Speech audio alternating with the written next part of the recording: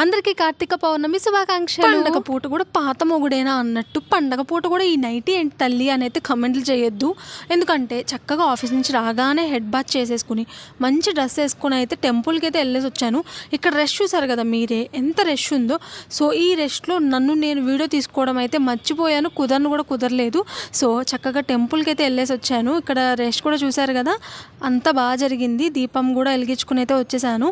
ఇంకా రాగానే నా చేతికి పని అప్పచెప్పింది అమ్మ. సో ఇంకా పని అయితే చేయాలి కదా, మధ్యలో డిస్టర్బ్ చేస్తున్నాను అనుకోకపోతే ప్లీజ్ కొంచెం సబ్స్క్రైబ్ అయితే చేసుకుని మిగిలిన షార్ట్ కూడా చూసేయచ్చు కదా చక్కగా. ఆ పని ఏంటో ఈ పాటికి మీకు అర్థమైపోయే ఉంటుంది. నేను రవ్వ కేసరి చేయడంలో ఎక్స్పర్ట్ అనమాట. సో ఇంకా నేను రాగానే నా చేతికి అయితే ఇచ్చేసింది వంట. సో వంట అంటే వంట కాదు, రవ్వ కేసరి ఒక్కటే.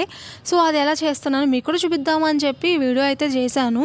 ఏం లేదు, ఫస్ట్ నెయ్యి వేసుకుని కడాయిలో జీడిపప్పు అండ్ కిస్మిస్ ఉంటే అది కూడా వేయించేసుకొని పక్కన పెట్టేసుకొని అదే నెయ్యిలో ఒక చిన్న గ్లాసుడు రవ్వ అయితే వేసుకున్నాను. బొంబాయి రవ్వ వేసుకొని వేయించుకోవాలి. ఆ తర్వాత ఒక గ్లాసు రవ్వకి 3 గ్లాసులు నీళ్ళు పోసుకోవాలి అండ్ 1.5 గ్లాసు పంచదార వేసుకోవాలి.